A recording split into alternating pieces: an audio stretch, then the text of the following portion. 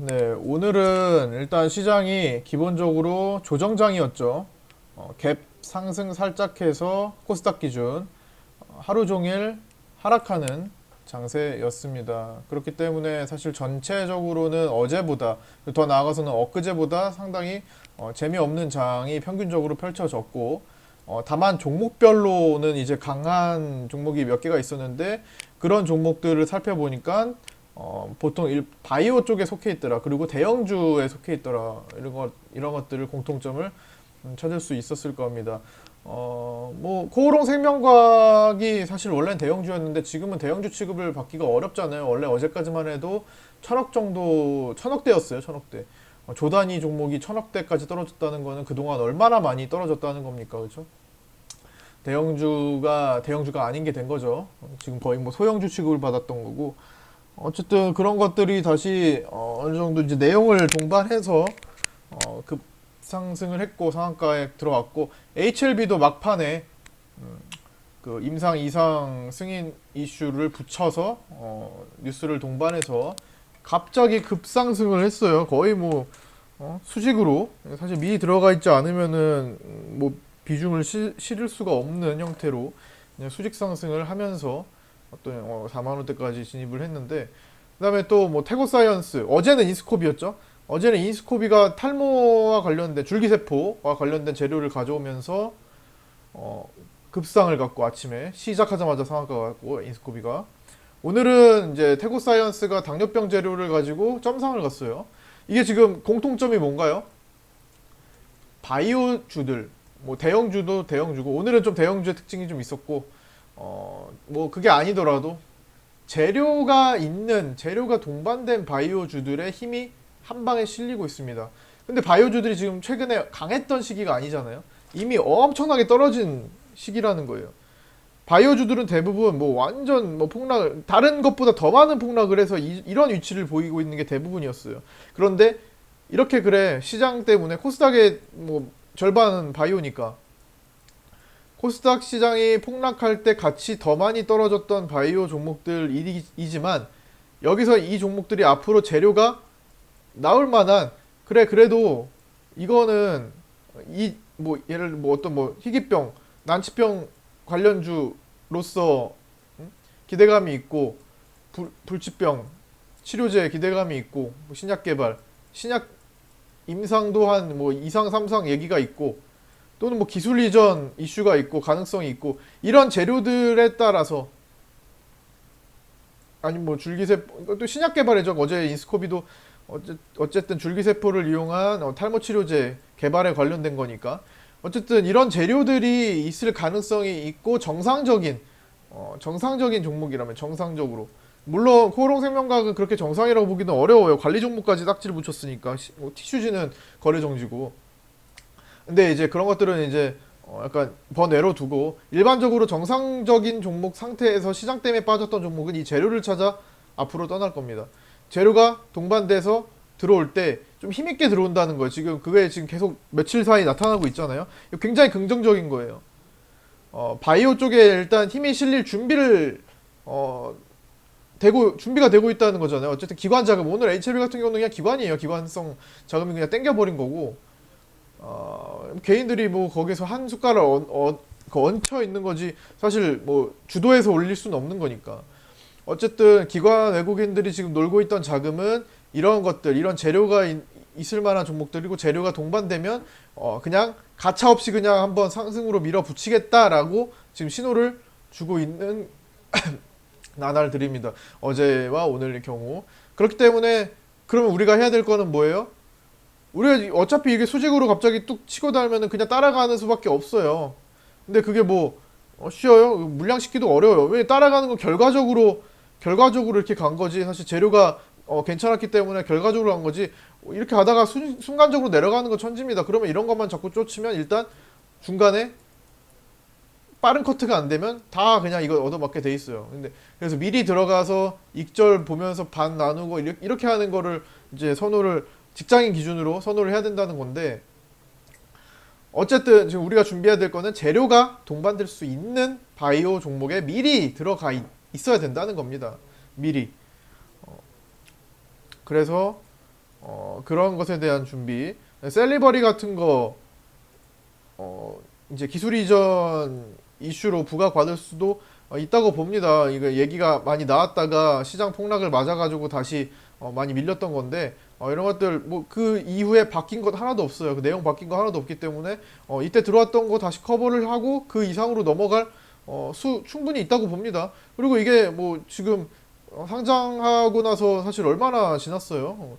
이런 파동이 상장하고 나서 몇 번이나 줄까요? 상장하고 나서 바이오 섹터에서 기대감이 있는 종목들은 이 파동을 몇 번이나 줄까요? 물론 시기가 다르긴 하지만 젠백스 같은 경우로만 봐도 이런 파동을 여러 번 반복해요. 아 이거는 조금 너무 짧다, 그렇죠? 뭐 어떤 바이오주를 봐도 저런 파동은 사실 요 파동밖에 안 되거든요.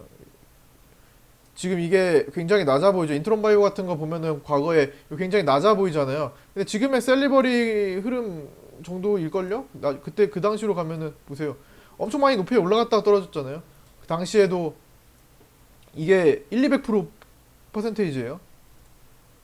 근데 지금 향후에 이렇게 크게 성장해서 크게 올라갔기 때문에 대형주가 됐기 때문에 이게 까마득하게 안 보이는 거죠. 즉 태어나서 상장해서 이 바이오의 재료를 가진 종목들이 재료 없는 거 안 돼요. 근데 대부분의 상장주는 재료를 동반한 경우가 많겠죠. 그게 어떤 재료이냐에 따라 이제 다르겠지만 재료를 동반한 거는 이 파동이 여러 번 나오게 되어 있습니다, 여러분. 그러다가 바이오의 이게 생리였어요. 근데 지금은 시기가 달라요. 물론 이때는 바이오의 붐이 일어났을 때고 2015년에 바이오 붐 코스닥이 처음으로 박스권 돌파해가지고 600포인트, 700포인트 이렇게 갈 때 있죠? 그 다음에 2017년 말에 코스닥이 900포인트 갈 때, 그때 두 번의 어떤 바이오 붐이 있었을 때고, 지금은, 앞으로도 근데 그게 안 나오리라는 부분은 없어요. 바이오 거품 논란이 있긴 하지만, 바이오는 그래도 코스닥을 구성하는 굉장히 많은 큰 부분을 차지하고 있기 때문에 별도로 다시 섹터가 만들어질 가능성이 높습니다. 지금도 그 포석을 깔아놓고 있는 거고요. 바이오가 지금 굉장히 사고가 난 것들이 많아서 지금 약간 개인 투자자들이 지금 매매하기 부담을 느끼고 있어요. 뭐 티슈진 상패로 갈 수도 있고 거래 정지잖아요. 이런 것들이 너무나 뭐 이것 말고도 신라젠도 충격적이고, 신라젠 개인들이 얼마나 많이 갖고 있었어요. 신라젠도 시가총액 지금 1조 원도 지금 간당간당한 수준까지 떨어지고, 이렇기 때문에 바이오들이 굉장히 부담을 느끼고 있지만, 그렇기 때문에 나머지 정상적인 종목들은 크게 갈 가능성이 또 생겨버린 겁니다. 개인들이 부담을 느끼고 있다는 것은 기관 외국인들이 조금 더 편하게 계획을 갖고 들어올 수가 있다는 거예요. 오늘같이 HLB 같이 재료 터지면 그냥 물불 안 가리고 시장가 매수 들어온다는 겁니다. 즉 다시 한번 말씀드리면 지금 흐름은 재료가 나올 수 있는 종목을 미리 분석해서 먼저 진입해 있는 것 많아요. 굉장히 많습니다. 뭐 셀리버리를 꼭 집어서 말씀드리는 게 아니라 줄기세포 관련된 것들 후보들 굉장히 많고요. 뭐 탈모 쪽 어제도 말씀드렸잖아요. 탈모는 사실 미래의 먹거리라고 봅니다. 사실 탈모로 고생하시는 분들이 얼마나 많아요.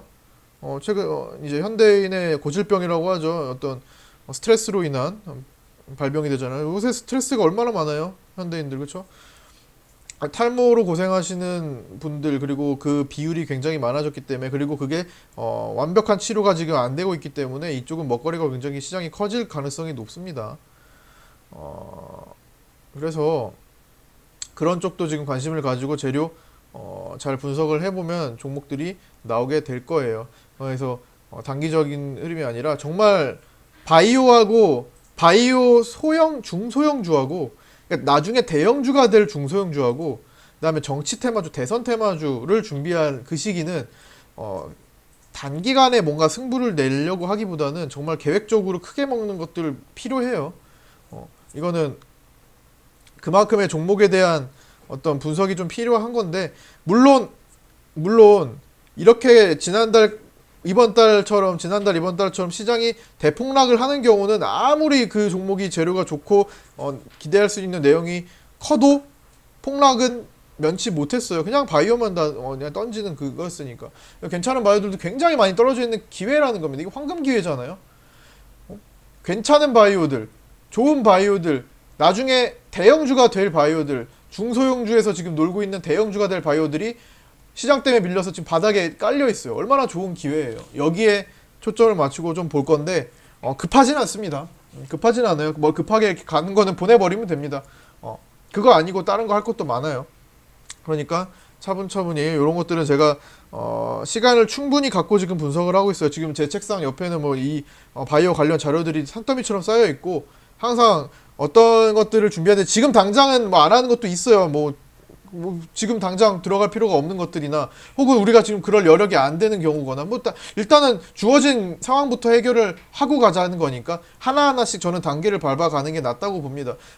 출발한 거 그거 굳이 신경 안 쓰고 그 종목이 지금 2200개인데 그 뭐 한두 개 그렇게 너무 큰 의식하다 보면은 전체적으로 다 뭔가 계획적으로 할 수가 없어요. 그러니까 하나하나씩 풀어 나갈 테니까 준비는 다 제가 하고 있습니다. 그래서 하나하나씩 들어갈 때 따라와 주시면 될 것 같아요.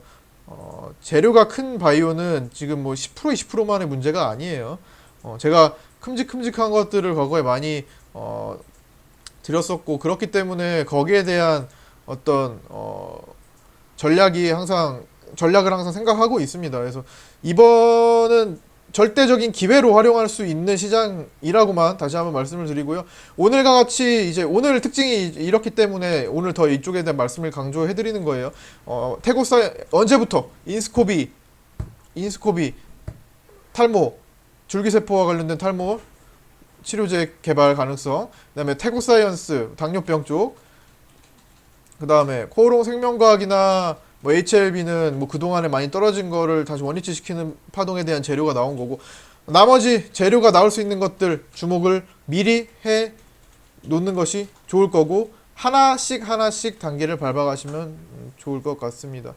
가급적 중소형주에서 하시는 게 좋아요. 뭐 이미 조단위가 된 종목보다는 1, 2천억 선에서 놀고 있는 종목이 조단위로 갈 수 있는 그런 것들을 하는 게 낫겠죠. 그 다음에 미래 먹거리 중에 하나를 또 탈모와 별도로 미래 먹거리, 바이오와 관련된 미래 먹거리 하나를 더 소개해드리자면, 로봇과 인공지능이 4차 산업으로 부각을 받고 있죠. IT, 인공지능. 그 다음에 이제 바이오 제약사들이 있겠죠. 지금 이제 방금 전에 이제 설명을 드렸던 거고. 그 다음에 이제 이거는 어쨌든 의료 기관을 통해서 실험도 하고 하는 거잖아요. 임상 실험도 하고 병원, 그렇죠? 요 세 개가 합쳐지면은 뭐가 나올까요? 요 세 개가 합쳐지면 바이오 제약사의 연구와 의료기관의 이제 어떤 치료를 동반한 모든, 그러니까 이제 얘네들 둘은 다르잖아요. 의료기관과 로봇, IT, 인공지능 4차 산업이 합쳐지면 수술 로봇이 발전을 하겠죠. 이쪽도 미래 먹거리가 크다고 봅니다. 대표적으로 제가 기대감을 갖고 보는 종목이 미래컴퍼니입니다. 미래컴퍼니. 원래는 그러니까 이건 미래에 할 수 있는 종목을 말씀드리는 거예요. 앞으로 크게 갈 수 있는 종목들이나 앞으로 성장성이 높은 종목들. 미래컴퍼니는 물론 수술 로봇으로 굉장히 크게 많이 갔던 종목입니다. 몇 년 전에 많이 내려왔어요. 이것도 차분히 접근을 모아볼 만한 종목이라고 생각을 하고요. 이런 거예요. 수술 로봇은 왜 수술 로봇이 앞으로 수요가 더 많아질까? 기본적인 그냥 여러 가지 뭐 수술 로봇이 좀 더 정교한 수술을 할 수도 있고 그것보다 사람의 욕구가 더 큰 것 같아요. 인간의 욕구, 인간은 아름답게 보이려는 욕구. 이게 뭐냐? 예를 들어 심장의 병이 이렇게 생겼어요. 심장 수술을 해야 돼. 뭐 흉부외과에서 심장 수술을 해야 돼. 혹은 외과에서 무슨 뭐 간 수술을 해야 돼. 그걸 이렇게 그 부분을 이렇게 째야 되잖아요. 근데 나중에 이거 다 흉터로 남을 거 아니에요. 근데 이제 많은 사람들이 이게 사실 원치 않겠죠. 최소화로 할 수 있다면 그걸 선택을 하려고 할 겁니다. 그래서 보통은 이제 CR 확보를 하기 위해서 이렇게 많이 벌려 놓은 다음에 하는 게 이제 사람이 하는 거고, 그렇죠? 손이 들어가고 다 봐야 되니까 거기를 이제 작업을 손으로 해야 되는 거니까. 근데 이제 기계 로봇은 살짝만 움직여도 뭐 예를 들어 3, 4cm만 이렇게만 해도 들어가가지고 요 안에서 정교한 로봇팔이 작업을 하는 거잖아요. 수술 작업을. 그렇죠? 수술을 하는 거고. 이거를 밖에서 기계로 제어를 하는 거고, 사람 의사가. 그렇죠? 이런 것들이 점점 더, 옛날에는 그냥 수술 그런 게 없었으니, 그런 게 막 없었던 시절에는 그냥 하는 거죠. 근데 이게 앞으로 더 발전을 한다면 이쪽을 선택하려는 사람들이 많겠죠. 그래서 발전 가능성이 있다는 겁니다. 그래서 이런 쪽도 지금 연구가 계속 지속되고 있는 거니까 관련주들 미래컴퍼니, 고영, 휴렉소, 뭐 로보티즈, 로봇 쪽이 다 로봇 쪽과 연관돼 있어요. 그다음에 넥스턴 뭐 이런 것들, 아산병원하고 연계 있는 넥스턴 뭐 이런 것들을 지금 관심을 갖고 보되, 지금 뭐 미래컴퍼니가 그 중에서 저는 가장 앞으로 먹을 폭이 조금 나온다고 생각을 합니다. 여기도 많이 빠져 있어요. 굉장히 많이 빠져 있는 거고, 당장은 아니더라도 이거는 당장의 문제가 아니잖아요. 이거 수술로 복귀 대금 엄청 올라왔어요. 당장은 아니고 시간을 두고 이런 것들은 미래 먹거리라고 생각을 하시면서 참고를 하시면 되겠습니다. 자, 오늘 수급은 하루 종일 개인들이 매수하는 장이었어요. 외국인들이 매도가 많았고, 코스피도 그렇고요. 코스피는 뭐 투신이 잠깐 들어오긴 했는데 그렇게 세지는 않았고, 환율은 아까 전에 제가 확인했을 때는 조금 약반등이 있었는데 지금은 1207원 정도로 보이고 있네요. 약간 살짝 소폭 반등이 나오면서 외국인들이 매도세를 좀 많이 만들어냈고, 그 다음에 일정상으로 이제 내일 24일인데 실질적으로 내일까지 뭐 막 정해져야 되는 거 뭐였죠? 지소미아 연장 여부 결정, 이거 오늘 내일 해가지고 얘기가 많이 나올 겁니다. 이것도 지금 관심 있게 봐야 되고, 지소미아는 연장이 되는 쪽이 주식시장이 좀 나을 거라고 보고요. 왜 안보와 어제 계속 설명드렸던 거죠. 안보와 관련돼서. 그 다음에 이제 잭슨홀 미팅 오늘 개막했습니다. 잭슨홀. 이것 때문에 사실 관망세가 조금 짙은 하루였기도 합니다. 오늘 내일도 마찬가지가 될 거예요. 이게 이제 주말까지 그 회의를 하기 때문에, 미팅을 하기 때문에 뭐 내일도 금요일, 진짜 내일은 금요일 다음 금요일이 될 수도 있어요. 다음 주가 이제 약간 이제 움직임이 조금 있을 수 있습니다. 이런 많은 이벤트들이 끝난 시점이고, 또 우리는 추가적으로 28일에 화이트리스트 시행까지도 이루어지기 때문에 여기에 대해서 또 움직임이 또 있을 수 있겠죠. 그동안 쉬었던 일본 일본 무역 전쟁과 관련해서 수혜를 본 종목들이 좀 쉬고 있었는데, 그것들이 다음 주 초에 28일이 수요일인가요? 다음 주 초에 부각을 다시 한번 받을 수도 있을 겁니다. 그래서 그런 일정들을 확인을 한번 해볼 필요가 있고요. 잭슨홀 미팅에서는 지금 이 장단기 금리 차가 역전됐었기 때문에 이 금리에 대한 얘기가 꼭 다뤄져야 될 겁니다. 이제 미국에서 기준금리 인하를 9월 달에 할 것이 거의 기정사실화 되고 있긴 한데, 그래도 잭슨홀 미팅에서 그런 쪽으로 한 번 더 다뤄줘야지 시장이 조금 더 편안할 것 같아요. 그래서 그런 것도 참고를 해보시면 될 거고, 그 다음에 뭐 나머지는 내일 다른 건 뭐 있나요?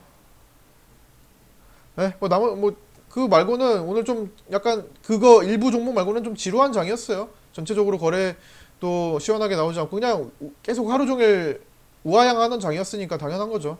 엊그제에 비해서 갑자기 바뀌었으니까 이게 체감상 굉장히 지루하다고 느꼈을 수도 있습니다. 체감상 이틀 동안 중소형주, 대형주 장세, 어제는 그래도 좀 대형주 장세라 조금 별거 없었지만, 엊그제부터 해가지고 좀 그래도 올라오는 장 보다가 이런 거래 없는 하락장을 보면 약간 좀 심리적으로, 체감적으로 좀 더 지루하고 좀 더 많이 떨어졌다고 생각을 느꼈을 수도 있습니다만, 제가 말씀드렸잖아요. 조정은 필수입니다.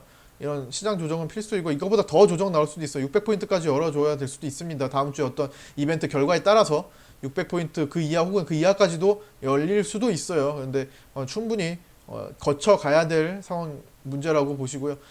변동성 지수, 공포 지수도 약간 그런 것들을 예견하고 있어요. 지금 딱 붙어가지고 살짝 지지받고 있죠. 변동성 지수가 480 라인, 여기 라인에서 지지받으면서 살짝 올라올 환경이 되면 요게 이제 변동성을 보인다는 건데, 하방으로 변동성을 보입니다. 지수는.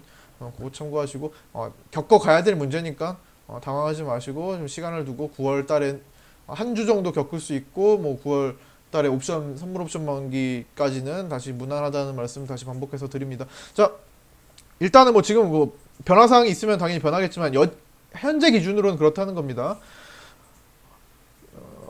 자, 오늘 여기까지 마치도록 하겠습니다. 수고 많으셨고요. 내일 뵙도록 하겠습니다.